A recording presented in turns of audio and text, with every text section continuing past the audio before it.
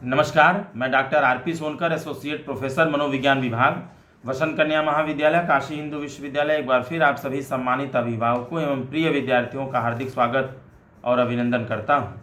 प्रिय विद्यार्थियों, आज के वीडियो में मैं बहुत ही महत्वपूर्ण इन्फॉर्मेशन लेके आया हूं, क्योंकि बहुत सारे बच्चे इस चीज़ को लेकर के परेशान हैं और कई बार कई सारे विद्यार्थियों ने इस सवाल को पूछा है।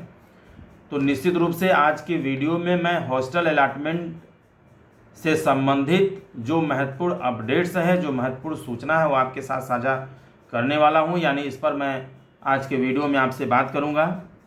मैं हॉस्टल अलॉटमेंट के बारे में आपको बताऊं, इससे पहले मैं आपको बता दूं कि अब तक रेगुलर 4th राउंड की जो प्रक्रिया है वो कंप्लीट हो चुकी है, जबकि अपग्रेडेशन 5 से 7 सितंबर के बीच होना था, इसकी भी प्रक्रिया समाप्त हो चुकी है। मॉपअप राउंड या स्पॉट राउंड रजिस्ट्रेशन की प्रक्रिया इस समय चल रही है, जो 9 से 11 सितंबर के बीच चलेगी। रिपोर्टिंग आप सभी लोगों को मालूम है कि 13 और 14 में से किसी एक दिन आपको रिपोर्ट करना है, जबकि आपकी क्लासेस 17 सितंबर 2024 से चलने के लिए बीएचयू की तरफ से नोटिफिकेशन जारी कर दिया गया है। यानी अब प्रश्न ये उठता है कि हॉस्टल आपको कब तक मिलेगा, क्योंकि जब तक आपको हॉस्टल नहीं मिलेगा तब तक आप रह नहीं पाएंगे, और बिना रहे क्लासेस करने की तो बात ही नहीं उठती है। प्रिय विद्यार्थियों, मैं आपको बता दूं कि 18 से 22 सितंबर के बीच निश्चित रूप से हॉस्टल अलॉटमेंट की प्रक्रिया पूरी करने की कोशिश बीएचयू मेन कैंपस और एफिलिएटेड कॉलेजेस के द्वारा किया जाएगा, क्योंकि आपकी क्लासेस 17 सितंबर से चलने का नोटिफिकेशन बीएचयू की तरफ से जारी कर दिया गया है। तो जब आप रिपोर्ट करने आएंगे, यानी 13 और 14 को जब रिपोर्ट करने आप आएंगे, तो निश्चित रूप से 15 और 16 को छुट्टी है। तो 17 से यदि आपकी क्लास चलनी है तो निश्चित रूप से 17 तक आपको रहने की व्यवस्था, यदि हॉस्टल मिलने लायक है तो मिल जाना चाहिए, जिससे आप रह करके अपनी क्लासेस कर सकें। तो रिपोर्टिंग के दौरान ही आपको अपने हॉस्टल से संबंधित जो जरूरी प्रक्रिया वो पूरा करना होगा, जिसके आधार पर विश्वविद्यालय और सभी एफिलिएटेड कॉलेजेस की ये कोशिश होगी कि आप 17 तारीख को आएँ। तो निश्चित रूप से 17-18 से लेकर के 21-22 तक आपको हॉस्टल अलॉट कर दिया जाए, जिससे रह करके आप अपनी क्लासेस रेगुलर रूप से कर सकें। यहाँ पर मैं एक चीज़ और आपको बता दूं कि कैंपस और एफिलिएटेड कॉलेजेस में वीकेएम वीसीडब्ल्यू के पास ही हॉस्टल, यानी आपका एडमिशन कैंपस में होता है, तो जितनी हॉस्टल की लिमिट है उस लिमिट के आधार पर आपको हॉस्टल कैंपस में अलॉट किया जाएगा। अगर आपका एडमिशन एफिलिएटेड कॉलेजेस में हुआ है तो एफिलिएटेड कॉलेजेस में से 4 में से सिर्फ 2 जगह पे हॉस्टल है, यानी वीकेएम में हॉस्टल है और वीसीडब्ल्यू राजघाट में हॉस्टल है। तो इन दोनों जगहों पर हॉस्टल अलॉटमेंट की प्रक्रिया भी 17-18 से लेकर के 21-22 के बीच में पूरा करने की कोशिश किया जाएगा।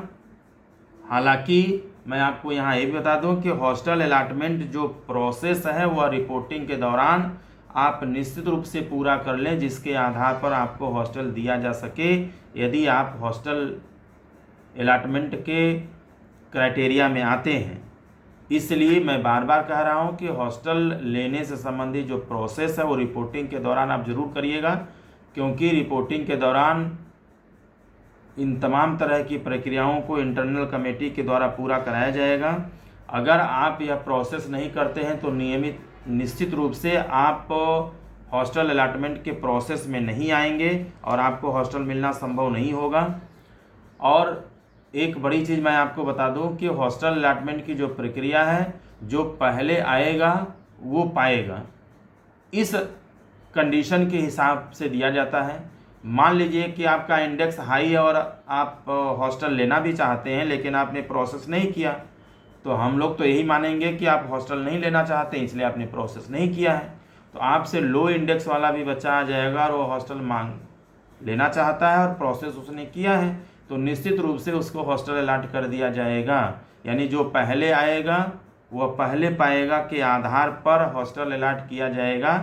हालांकि कुछ और क्राइटेरिया है जिसके बारे में मैं आगे बात करूँगा। मैं बार बार ये कह रहा हूँ कि हॉस्टल अलॉटमेंट की प्रक्रिया को आपको पूरा किए बिना हॉस्टल अलॉट नहीं होगा, आपको नहीं मिलेगा। BHU मेन कैंपस में हॉस्टल की फ़ीस के बारे में अगर मैं बात करूं तो वहां पर यानी BHU मेन कैंपस में किसी भी UG के कोर्स में अगर आपका एडमिशन होता है और हॉस्टल यदि आपको मिलता है तो 5,000 रुपये प्रति वर्ष हॉस्टल की फ़ीस है BHU मेन कैंपस में। हालांकि जो मेस का जो खर्च है, जो मेस की सुविधा है, आपको अलग से उसका पे करना पड़ेगा। यानी हॉस्टल सिर्फ 5,000 रुपये में एक साल आप BHU में रहते हैं, जबकि एफिलिएटेड कॉलेजेस में यानी VKM और VCW में यदि आपको हॉस्टल मिलता है तो यहाँ पे हॉस्टल की फ़ीस मिनिमम यानी कम से कम 60,000 रुपये यानी 60,000 पर ईयर से लेकर के 80,000 पर ईयर है। हालांकि यहाँ पर मेस की सुविधा इसी में इंक्लूडेड है, यानी मेस के लिए आपको अलग से पैसा नहीं देना है। और एक बड़ा चीज़ बता दूं कि आप हॉस्टल का जो पैसा है, जो फीस है, यह एक बार में भी दे सकते हैं या 2 बार में भी आप दे सकते हैं। हॉस्टल मिलने की अगर कुछ महत्वपूर्ण शर्तों के बारे में हम बात करें तो निश्चित रूप से 3-4 शर्त हैं जिनके आधार पर आपको हॉस्टल अलॉट किया जाता है, यानी मिल सकता है और नहीं मिल सकता है। सबसे बड़ी बात कि हॉस्टल अलॉटमेंट में आपके इंडेक्स का बहुत बड़ा रोल होता है, यानी हॉस्टल अलॉटमेंट भी आपके इंडेक्स के आधार पर किया जाता है। लेकिन मैं बार बार कह रहा हूँ कि इंडेक्स यदि आपका हाई है लेकिन आपने प्रोसेस नहीं किया है तो उस कंडीशन में आपको हॉस्टल नहीं मिलेगा। लेकिन आपने प्रोसेस किया है तो वहाँ इंडेक्स के आधार पर हॉस्टल अलॉट किया जाता है, कैटेगरी के आधार पर किया जाता है, स्टूडेंट कोटा भी लागू है, यानी आप BHU स्टूडेंट हैं। हालांकि UG में BHU स्टूडेंट का कोई मतलब है नहीं और एम्प्लॉय वार्ड को वैसे भी हॉस्टल नहीं मिलेगा, तो स्टूडेंट कोटा की बात नहीं होती। स्टूडेंट कोटा PG में जब हॉस्टल अलॉट किया जाता है तो वहाँ पर ध्यान दिया जाता है। जो PC कोटा है, PC कोटा के आधार पर हॉस्टल में छूट मिलती है, जबकि डिस्टेंस भी देखा जाता है कि आपके घर से विश्वविद्यालय या आपके कॉलेज की दूरी कितनी है के आधार पर आपको हॉस्टल अलॉट किया जाता है। और नियमतः 40 किलोमीटर से यदि दूरी 40 किलोमीटर या इससे ज़्यादा दूरी है आपके घर से विश्वविद्यालय और कॉलेज की, तो निश्चित रूप से आप हॉस्टल आपको अलॉट किया जाता है डिस्टेंस के आधार पर। इससे संबंधित कोई नया अपडेट्स जैसे ही आएगा मैं हमेशा की तरह आपके साथ साझा करता रहूँगा। कोई डाउट है, कोई कन्फ्यूज़न है, कोई सवाल है हॉस्टल अलॉटमेंट से रिलेटेड तो निश्चित रूप से आप कमेंट बॉक्स में लिख सकते हैं, मैं जानकारी देने की पूरी कोशिश करूँगा।